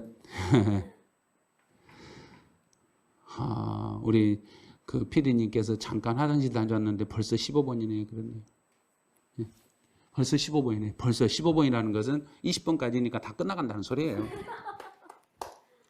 이 부담부 증여는 요거는 그 전번 달에 학생들 시험에서 출제했던 실제 시험 문제인데 실제 시험 문제예요. 그런데 부담부 증여는 반드시 시험에 나와요. 매년 시험에 나와요. 매년 시험에 나와요. 그래서 1번은 배우자나 직계 존비속 이외의 자간의 부담부 증여 시. 그럼 배우자나 직계 존비속이 아니면 어떻게 해요? 그러면 그 채무액에 해당하는 부분은 무조건 유상으로 봐서 양도로 봐요. 아니면 양도로 봐요. 배우자나 직계 존비속이 아니었을 때는 양도로 봐요. 그런데 배우자나 직계 존비속 간에는 그랬어요. 배우자나 직계 존비속 간에는 인수를 하더라도 이렇게 연결하세요. 배우자나 직계 존비속이었을 때는 원칙은 증여로 해석을 해요. 증여로 해석하고 만약에 그 인수 사실이 객관적으로 증명이 되면 그때 가서 양도로 잡아줘요. 그럼 여기서요. 그 채무가 국가나 지방자치단체에 대한 채무다. 국가나 지방자치단체에 대한 채무니까 이 채무는 객관적으로 증명이 된 거예요. 이런 채무는 객관적이란 이야기예요. 객관적으로 증명된 채무이기 때문에 이 경우는 수중자에게 인수된 걸로 본다 이 말이에요. 인수된 걸로 봤다는 이야기는 양도한 걸로 본다 이 말이에요. 맞는 거예요. 그래서 2번은 올바른 지문이에요. 2번은 올바른 지문이네요. 이것도 어려워서 3번, 5번 고민하다가 5번 찍었어요. 증명이 이게 국가나 지방자치단체 채무나 이제 3개가 있어요. 여기서 확실한 채무가 3개가 있는데 국가나 지방자치단체 채무는 확실한 거예요. 그 다음에 임차 보증금도 확실한 거예요. 세입자 보증금 이것도 확실한 거예요. 그 다음에 세 번째 은행 채무도 확실한 거예요. 그래서 여기서 채무를 객관적으로 입증할 수 있는 게 국가나 지방자치단체의 채무하고 그 다음에 또 하나는 임차 보증금하고 마지막 하나는 은행 채무 이런 것들이 있어요. 그렇죠. 너무 많은 생각하면 안 돼요. 그랬어요. 그래서 선물을 저한테 뿌려주세요 그랬는데 이름을 안 쓰고 익명이라고 쓰셨네요. 자, 그러면 익명님한테 커피 쿠폰 보내드릴게요. 아니 막 그냥 뿌려주라고 해가지고 본 거예요. 장학생도 안 되고 커피라도 마셔야 되겠다 막 그러는데 예? 이게 너무 이렇게 많이 올라가면 제가 안 보여요. 한꺼번에 올라가 버리면. 그럼 이제 1번은 배우자나 직계 존비속이 아닌 사람이니까 이것저것 상관없이 그냥 바로 양도로 보는 거고, 배우자나 직계 존비속 간의 부담부 증여는 채무를 인수하더라도 원칙은 증여, 객관적으로 증명이 되어야만 양도. 그럼 여기서는 국가나 지방자치단체의 채무이기 때문에 객관적으로 증명이 됐으니까 이건 양도로 보는 거예요. 그 다음에 부담부 증여 시 수증자의 증여세 과세가액은, 그러면 증여세 과세가액은 이 말은 총 증여 가액 중에서 채무 인수액을 빼버리면 돼요. 이렇게 빼면 돼요. 전체 증여 재산 중에서 그 중에 채무, 수증자가 인수한 채무액을 빼버리면 나머지는 증여 재산이 나와요. 그럼 인수한 거 빼고 나머지는 전부 증여가 되겠습니다. 이렇게 가요. 그다음에 동그라미 4번요. 4번은 이게 작년에 시험에 나왔던 거예요. 작년에 시험에 나왔던 거네요. 그래서 부담부 증여는 양도일이 속하는 달의 말일부터 3개월 이내. 부담부 증여는 3개월. 나머지는 전부 2개월. 나머지는 전부 2개월 이렇게 가면 돼요. 소지한님이라고 써졌네요. 소지한님 해가지고 커피 쿠폰 말고 여기는 컵을 달라고 하는데 제가 컵은 본사하고 상의를 해보고 재고가 남아있으면 드리고 재고가 없으면 커피 쿠폰으로 보내드릴게요. 그래서 소지한님에게는 우리 컵이 굳이 컵이 있으면 아마 따로 있으면 보내드리고 없으면 어쩔 수 없어요. 이거는. 그래서 전번에 몇 개 안 남았다고 해서 처음에 제가 한 10분 정도 이렇게 남았냐 할 때 10개 정도로 있어요 그랬는데 지금 모르겠어요. 지금 어떻게 되는지. 소지한님에게 굳이 컵 이거 보내드릴 테니까. 근데 또 컵만 또 달라고 하네 또. 또 동그라미 5번 지문을 잘 보셔야 돼요. 이거는 5번 지문은 이건 판례 내용이에요.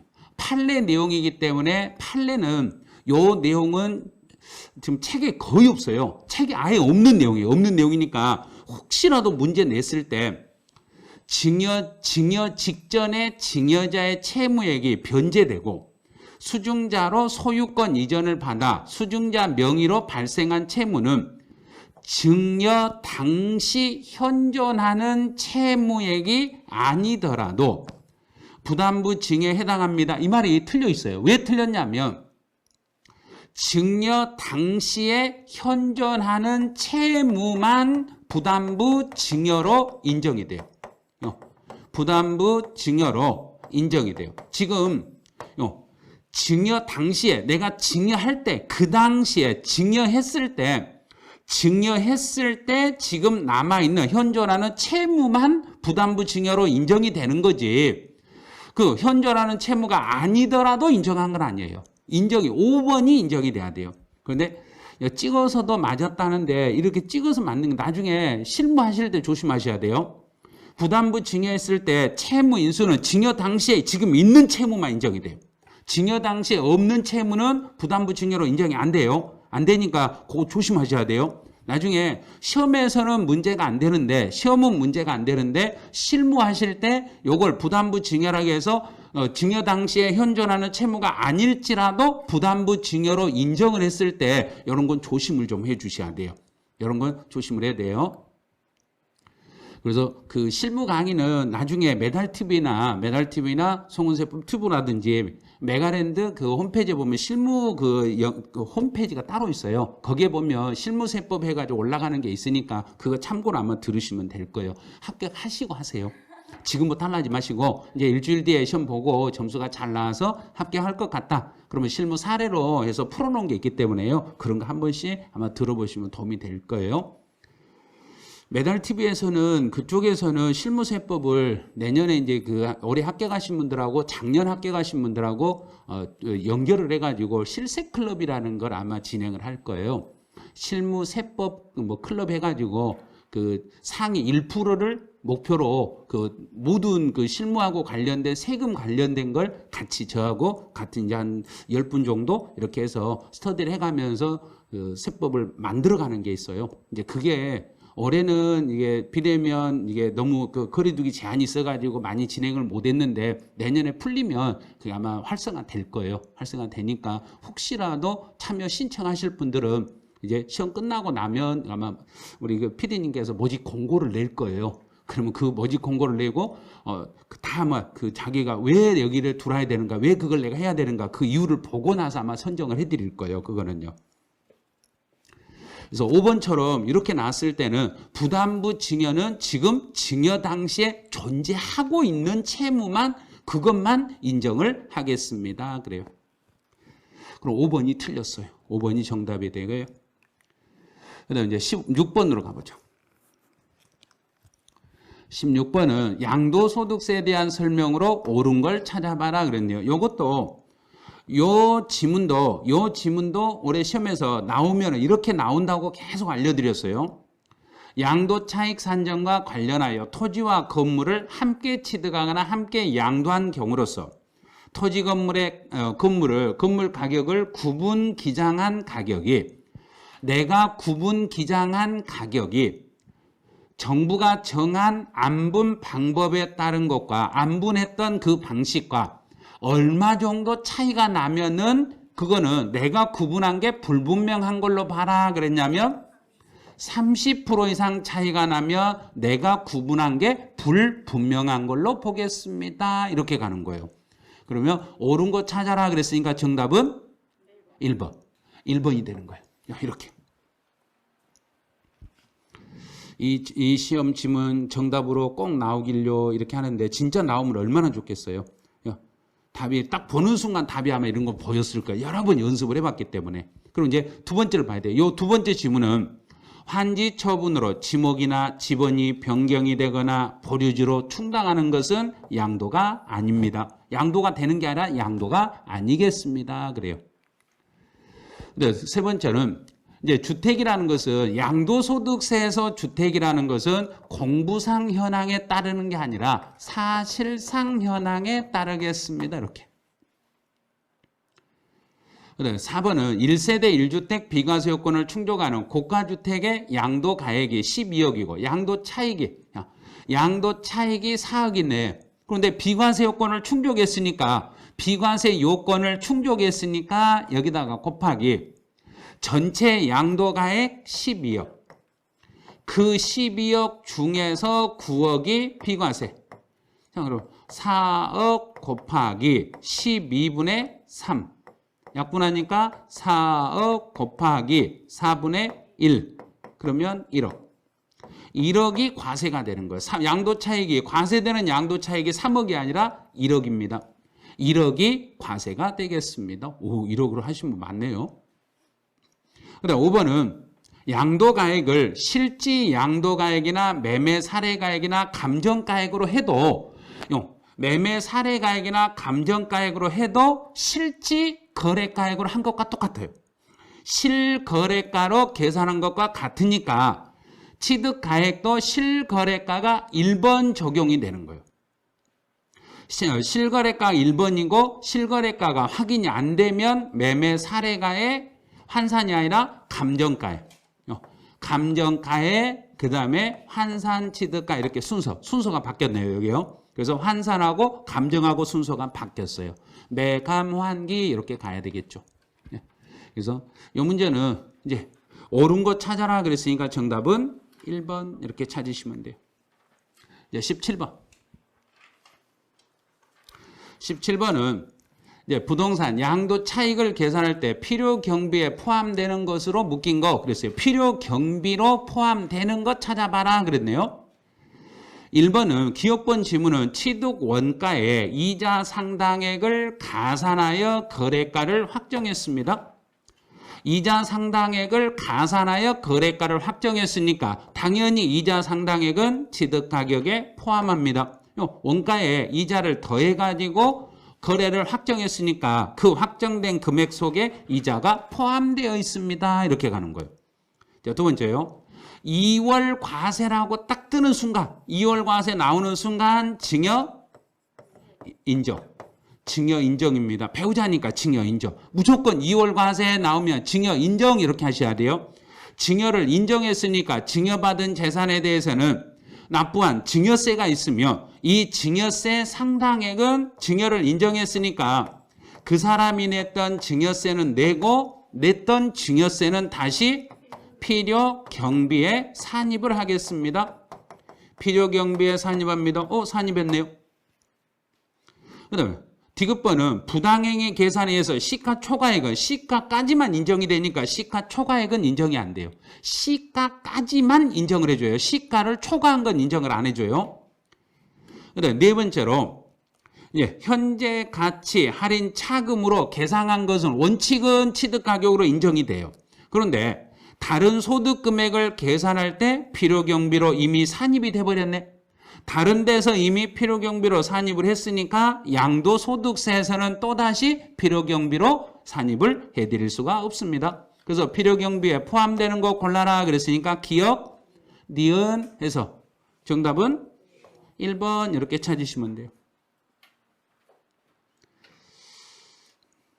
그 답지를 계속 올려주신 분이 요 분이 계시네요. 지금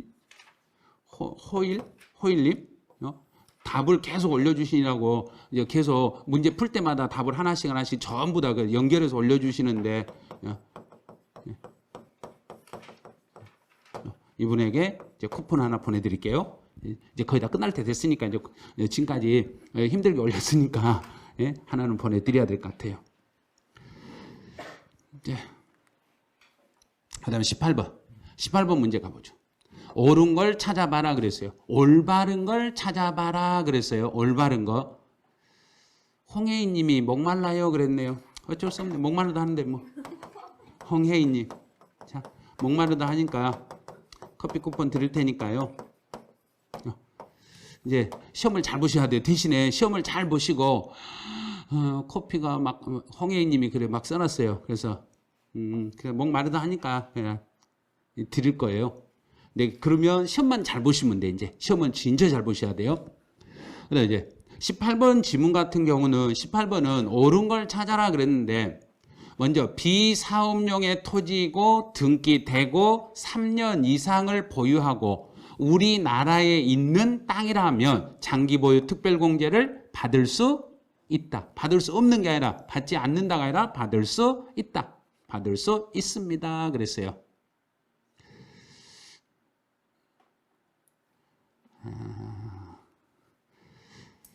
그 다음에 이제 니은번이에요. 니은번 지문을 이제 이걸 연습할 때요. 양도소득 기본공제는 자, 기본공제는 이렇게 나눠요. 우리나라에서 보여드린 국내 소득 금액하고 국외 소득 금액으로 나눠요. 국내 우리나라에서 벌어들인 거에서 연 250만 원 공제를 하고 외국에서 벌어들인 소득에서 연 250만 원 공제 혜택을 줄 수 있어요. 그래서 우리나라에서는 부동산과 주식으로 나눠서 각각 250. 그러면 우리나라 토지하고 외국의 토지니까 요거는 따로따로예요. 우리나라에서 250, 외국에 250 그랬으니까 토탈 최대 500만 원까지 되는 거예요. 우리나라 것, 외국 것 두 개를 생각하셔야 돼요. 두 개를. 우리 건 우리 것대로, 외국은 외국 것대로 해가지고 이렇게 두 개. 그래서 국내에서 벌어들인 소득, 국외에서 벌어들인 소득 요 두 개로 정리를 해주시면 돼요. 그 다음에 이제 디귿번은 1세. 여기서도 이것도 지금 틀리신 분이 있을 거예요. 디귿번은 세대원 일부라서가 아니에요. 세대원 일부가 아니라 여기서는 사업상 형편이 틀렸어요. 사업상 형편이 아니라 근무상의 형편이에요. 근무상의 형편으로 다른 지역으로 이사를 가면 근무상의 형편으로 다른 지역으로 이사 갔을 때는 그때는 1년 이상만 거주하고 다른 지역으로 이사 가면 내가 지금 양도하고자 하는 집에서 직장 때문에 다른 지역으로 이사 갔을 때는 1년 이상만 거주하고 이사를 가시면 2년 보유 묻지 말고 비과세를 받을 수 있습니다. 저도 이름 불러주세요. 그런데 저 영어로 써놔가지고 영어로 쓰는데 막 읽으려고 하니까 영어가 싹 지나가 버려요. 응? 그래서 이게 뭔 말인지 지금 하다 보면 그냥 바로 올라가 버리니까 그래요. 그다음에 니을번 지문에서 너무 많이 이게 헷갈리셨을 거예요. 니을번 지문에서 이렇게 끊으셔야 돼요. 자, 두 개를 끊어놓고 보셔야 돼요. 파산, 선고, 처분, 강제, 경매, 처분. 자, 둘 따로따로 나눌게요. 파산, 선고, 처분도 양도예요. 강제, 경매도 양도예요. 둘 다 양도예요. 양도는 둘 다 양도예요. 그런데 여기서 발생한 소득이 있고 여기서 발생한 소득이 있어요. 이 소득에 대해서는 파산, 선고, 처분으로 인하여 발생한 소득은 비과세예요. 이거는 비과세예요. 그런데 강제 경매로 인하여 발생한 소득에 대해서는 양도는 양도인데 여기서 발생한 소득은 과세예요. 이건 과세예요. 그래서 둘 다 과세하지 않는다 그랬으니까 강제 경매가 틀렸어요. 강제 경매는 그럼 예를 들어서 강제 경매라는 것은 뭐 때문에 그러냐면 내가 세금을 안 냈을 때 세무서에서 내 재산을 압류해가지고 압류한 재산을 강제로 매각했을 때는 그거는 양도 대상이 되는 거예요. 그건 양도 대상이 돼요. 그래서 강제 경매로 인하여 발생하는 소득은 과세 대상이 되고 파산 선고 처분에 의하여 여기서 발생한 소득은 비과세 대상입니다. 그래서 리을번도 틀렸어요. 그러면 옳은 걸 찾아라 그랬으니까 옳은 것은 딱 하나밖에 없어요. 옳은 거 하나, 니은. 2번 니은 하나밖에 없어요. 그래서 이 문제는 정말 수업 듣기 잘했다 싶어요. 그렇죠? 네. 한주원님인가? 한주광님인가? 여기 지금 요 문제는 진짜로 수업을 들어놓으신 게 도움이 되셨을 거예요. 그래서 파산 선고 처분으로 발생한 소득은 비과세되고 강제 경매로 인한 것은 요거는 과세되고 조심을 하셔야 돼요. 그래서 이런 문제가 나왔을 때 정답 2번을 이렇게 딱 답을 찾는다는 게 쉽지가 않으실 거예요. 그래서 오늘 만점 받으신 분들 진짜 대단하시는 거예요. 예. 그 다음에 19번 이제 가보죠. 19번은 옳지 않는 걸 찾아봐라 그랬네요. 1번은 2월 과세. 2월 과세라는 내용이 딱 뜨는 순간 2월 과세가 나오고 납세 의무자 그러면 2월 과세는 증여 인정. 인정이니까 납세 의무자는 수증자인 증여를 받은 배우자가 돼요. 수증자 받은 사람. 근데 대신에 증여자와 수증자는 연대 책임은 없어요. 증여를 인정했기 때문에 연대 책임은 없습니다. 이런 거예요. 이제 박지수님이 반대로 나왔네요. 고생하신 교수님께 커피 쿠폰 드리고 싶어요. 이렇게 이제 역으로 나오네요. 역으로. 이제 드디어 이제 이런 말을 한 분이 했으면 그다음 분들은 이제 조용히 이제 가만히 있으실 거예요. 자, 그럼 여기서 2월 과세 나오면 증여 인정이라고 했죠. 증여 인정 그랬으니까 증여 받은 사람이 세금을 내고 증여한 사람은 연대 책임은 없어요. 이렇게 되는 거예요. 두 번째로 장기 할부 조건으로 취득했지만 계약 조건에 의해서 여기서는 장기라는 게 이걸 보시라고 그랬어요. 장기 할부 조건으로 취득했지만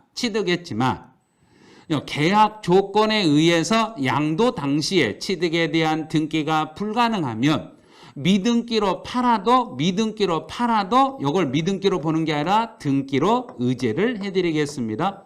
등기로 인정을 해가지고 미등기 자산은 아닙니다. 이렇게 되는 거예요. 미등기 자산은 아닙니다. 이렇게 되는 거예요. 이제 세 번째요. 등기된 국내 소재 비사업용의 토지를 2년 이상. 비사업용의 토지고 2년 이상이니까 일반적인 경우는 6에서 45%인데 여기다가 비사업용이니까 10%포인트를 할증하네요. 10%가 할증이 되니까 16에서 52가 아니라 55%. 45가 아니라 55%. 그 다음에 이제 네 번째요. 토지의 양도로 발생한 양도 차손은 토지의 양도로 발생한 양도 차손은 그랬어요. 양도 차손은 지상권, 토지하고 지상권은 같은 종류의 소득이니까 서로 통산할 수 있다. 그러면 옳지 않는 걸 찾아라 했으니까 요거는 할 수 있다고 했으니까 맞았네요. 그 다음에 네 번째, 5번이요. 배우자 또는 직계 존비서로부터 증여받은 국내 소재 자산에 대한 2월 과세의 경우 세율 적용 시 보유기간은 그랬어요. 보유기간은 수증자가 그랬네요. 수증자가 증여로 취득한 날로부터 양도한 날까지로 합니다. 그랬네요. 수증자가 아니죠. 수증자가 아니라 증여한 배우자가 증여로 취득하고 그러면 답이 두 개가 되네요. 틀렸네요. 두 개 다 틀렸죠. 옳지 않는 걸 찾아라 그랬으니까 19번은 3번 여기가 55%로 들어가야 되는데 52로 들어갔네요. 그럼 이것도 틀린 거예요. 시험 볼 때 이렇게 내면 진짜 틀린 거예요. 그래서 정답은 3번하고 5번 둘 다 틀렸어요. 둘 다 틀렸으니까 이게 복수정답이 인정되는 거예요. 그럼 복수정답 안 가자고 안 해도 복수정답 다 해주실 거예요. 다 맞다고는 안 돼요. 다 맞다고 해주실 거죠. 절대 안 돼요. 다 맞다고는 안 돼요. 이거는 다 맞는 문제가 아니라 3번하고 5번만 답이 되는 거예요. 그래서 3번 지문, 5번 지문 이렇게 두 개. 왜냐하면 6에서 45%인데 예전에는 42%짜리가 이제 법이 개정이 됐어요. 개정이 6월 1일부터 개정이 돼가지고 45%로 올라가니까 이제 16에서 55%의 세율로 가는 거예요. 이렇게 하셔야 돼요. 그래서 정답은 3번하고 5번 둘 다 정답으로 해주셔야 돼요. 자, 그러면 유나님 이분께 커피 쿠폰을 드릴게요. 왜 들은가? 그 이유는 본인이 아실 거예요. 복수정답인데 두 개 다 그것도 답을 빗나갔으니까 마음을 다스리기 위해서 커피 쿠폰 드릴게요. 예. 근데 진짜 이렇게 문제 내면 복수정답 인정이 돼요. 복수정답 인정이 되니까 이게 52만 보고 답을 썼는데 그러면 그거 맞는 거예요. 맞게 해드릴 테니까 맞게 해가 채점하면 이제 5분이 아니라 더 많은 분이 100점 맞으시는 분 있을 거예요. 이제 20번 마지막까지 잡았네요. 벌써 왔네요. 이제 실수로 복수정답 맞았으면 하는데 메달TV님 고생이 많으셔서 메달TV 우리 그 박 PD님이 고생이 진짜 많으셨어요. 예? 그래서 이제 이런 복수정답 나오면 세법은 주로 해년마다 하나 정도씩 이렇게 복수정답이 나와요.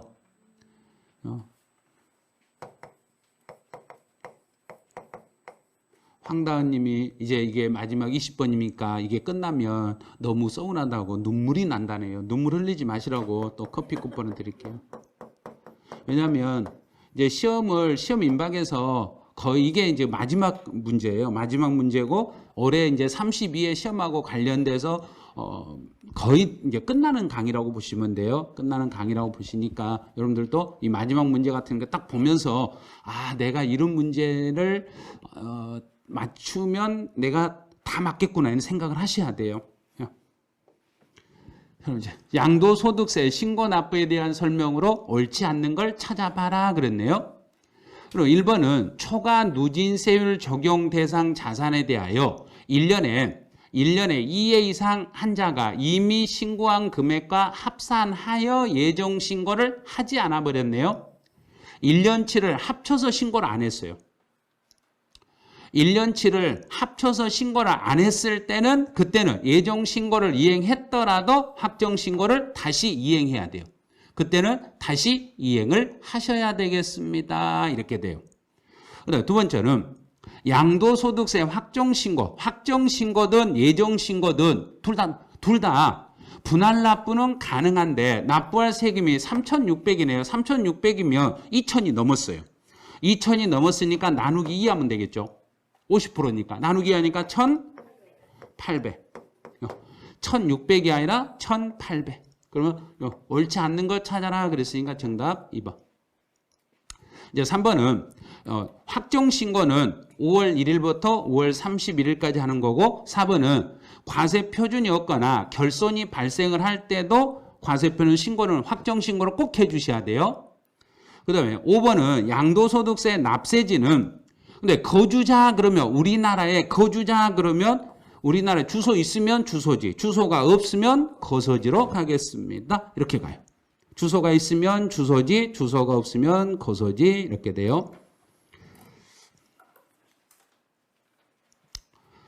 자, 이제 제가 이제 시험 보는 날 30일 날 저녁 아마 여러분들 시험 끝나고 집에 들어오시면 아마 저녁 6시에서 7시 정도 아마 되실 거예요. 그래서 저녁 8시에서 8시 30분 경에 그날 아마 그 시험 총평이 유튜브 라이브로 매달TV, 저 송원세법 튜브, 그 다음에 이종호 선생님, 이종호 TV, 그 다음에 고상철 TV 해가지고 세 사람이 동시에 라이브 생방송으로 지금 시험 보신 분들하고 소통을 해가면서 시험 문제 난이도가 어땠는지 또 시험이 어땠는지 총평을 한 1시간 반 정도? 1시간 반에서 한 2시간 정도 예정이 지금 돼 있거든요. 그래서 30일 날 저녁 한 8시쯤부터 아마 진행을 할 수도 있는데 저희가 이제 해설 강의가 있기 때문에 해설 강의가 약간 지체되면 8시 반부터 아마 그 시험 후기라고 해서 여러분들 시험 보신 분들하고 라이브로 한번 소통을 해가면서 이번 32회 시험의 총평을 같이 아마 선생님들 저하고 고상철 선생, 이종호 선생 그 세 분이 아마 하게 될 거예요. 근데 거기는 매달TV가 이제 주가 되는 거고, 저희 이제 송원세법 튜브, 그다음에 이종호 TV, 고상철 TV, 요 세 군데에서 같이 연결이 돼가지고, 동시 연결이 돼서 아마 라이브로 나갈 거예요.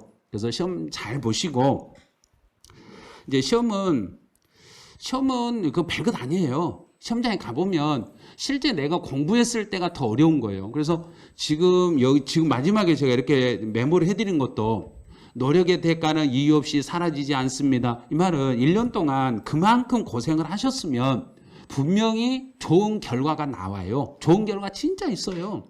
그래서 그 시험을 딱 보잖아요. 시험을 보고 나면 너무 어이가 없을 거예요. 내가 이 60점 맞으려고 이렇게 공부를 심하게 했나. 그러고 보면 아니 틀리고 싶어도 안 틀려요. 틀리고 싶어도 내가 문제를 나는 60점만 맞고 싶은데 막 80점, 90점 맞아버리신 분이 있어요. 진짜 그런 분이 있다니까요. 그러니까 시험장에 가서 문제 한 문제 푸실 때 정확히 읽으셔야 돼요. 정말 또박또박 읽으셔야 돼요. 시간이 그렇게 막 부족한 시간은 아니에요. 왜냐하면 1차에서 시험 그 과목당 10분씩을 더 드리니까 1차 2개 80문제를 우리는 100분을 주잖아요. 20분을 더 주고. 그 다음에 2차에서 중개사법 공법에서도 20분 더 주고 공시세법에서 10분을 더 드려요. 그래서 이렇게 시간이 충분히 여유가 있어요. 여유가 있으니까 끝에 마킹 하실 때 예를 들어서 10분 정도 남았어요. 그러면 그때 마킹을 빨리 하셔야 돼요. 빨리 하셔야 되고 마킹이 이게 늦어버리면 안 돼요. 10분 남았을 때 10분에서 5분 사이가 되면 마킹을 일단 맞추셔야 돼요. 맞추시고 못 푼 문제들만 남겨놨다가 5분 동안 풀면서 마킹을 하나씩 해가면서 마무리를 지셔야 돼요. 그렇게 해주셔야 되니까 근데 시험장에서 시험 잘 보시고 그리고 시험 끝나고 나면 그 밴드라든지 저희 이제 학원 홈페이지 같은 데 이렇게 들어오시면 거기에 메가랜드 홈페이지 들어오시면 합격 후기 쓰는 공간들이 있고 후기 쓰면 막 거기서 막 피자도 주고 막 이것 막 엄청 많이 선물이 있어요. 선물이 있으니까 거기에 메가랜드로 혹시 그런 후기 이벤트를 좀 많이 하시거든요. 메가랜드에서. 그래서 거기에다 글도 올려주시고 또 선생님들한테 이제 강의를 들으시면서 좋은 점이 이거였고 또 선생님들이 또 선생님의 불만이 있는 것도 거기다가 불만 있는 걸 써놓으면 모르겠어요. 좀 그대로 공개할란가 공개 안 할 수도 있는데 그런데 불만보다는 강의를 들었을 때 어떤 점이 좋았다. 그리고 내가 어떤 식으로 공부를 했더니 1년 안에 내가 합격을 했다. 이런 후기들 많이 남겨주시고 그다음 시험장에 가서 꼭 합격하시고 또 시험 끝나고 나면 주변에서 이제 공부하신다는 분이 있으면 메가랜드 소개 많이 해주시고 그리고 메가랜드 선생님들이 엄청 좋으신 분들이 많아요. 그래서 각 과목별로 거의 대부분 동영상으로 이제 전체 중개사 시장에서 인지도 높으신 분들만 이 메가랜드에 이렇게 와 계시니까 그 매달TV에서 여러분의 합격증 인쇄에 들어갔답니다. 이런 거 써놨네요. 합격증 벌써 인쇄한다네요. 시험만 보시면 무조건 다 합격이라는 소리예요. 그래서 시험 잘 보셔가지고 그리고 혹시 이제 실무세법 필요하시다 그러면 그 매달TV에서 또는 그 밴드에서 제가 공지가 나갈 거예요. 그럼 그때 신청해 보시면 또 어떤 분 이제 몇 분하고 이제 제가 1년 동안 세금 관련되는 책 한 권 선정해 가지고 그걸로 같이 공부를 해가고 이런 게 있을 거예요. 그래서 시험 합격하시고 난 다음에 실무세법은 들어오시기 바라네요. 그래서 오늘 이제 두 번째로 제가 라이브로 이렇게 소통을 해봤고 다른 선생님들하고 같이 한번 해보려고 그랬어요. 다른 과목하고 같이 하려고 했더니 1차하고 2차를 하면은 일단 1차만 하신 분, 2차만 하신 분이 갈려서 안 되고 또 2차는 과목이 또 있으면 과목별로 이렇게 나누면 10문제 하고 10문제 하고 이렇게 또 애매하더라고요. 그래서 어쩔 수 없이 제가 이번에도 3번만 진행을 했어요. 그래서 올해 이제 32회 시험용으로는 3번만 이렇게 진행해 보고 여러분들 호응도가 좀 어느 정도인가 이제 확인해 보고 내년 이제 33회 하신 분들에게는 여러분들의 이제 기준이 됐으니까 이제 내년에 하신 분들에게는 더 좋은 서비스 제공하기로 하고 저는 이제 물러가야 될 것 같아요. 제가 이제 해드릴 수 있는 건 여기까지고 여러분들이 시험을 잘 보셔가지고 이제 합격하는 거 그것만 남으셨어요. 그래서 오늘은 될 수 있으면 제가 이제 유튜브 이렇게 글 써놓은 거 많이 안 보고 강의를 많이 해드리려고 한 거예요. 왜냐하면 이 내용이 중요하거든요. 실제 이 내용을 정확히 알고 시험장에 가시는 게 중요해요. 그래서 마지막 제가 이제 시험 문제 출제하는 사람이라고 생각했을 때 20문제를 이렇게 내고 싶다 하고 낸 거예요. 이런 식으로. 이렇게 문제를 냈을 때 이제 어느 정도 풀 수 있겠는가. 그런데 많은 분들이 잘 풀으셨어요. 잘 풀었는데 일부 몇 개씩 실수하는 게 있으면 그것만 다시 일주일 동안 점검을 하시고 또 내가 잘 이해 못했던 것만 좀 마무리 좀 잘 하시고 해가지고 꼭 좋은 결과 있기를 바라네요. 그래서 시험장에 가서 차분하게 푸시고 모두 합격하시고 화이팅 하시기 바라네요. 네, 그럼 오늘 이제 같이 해서 고마웠습니다. 네, 여기서 마치죠. 네, 수고하셨습니다.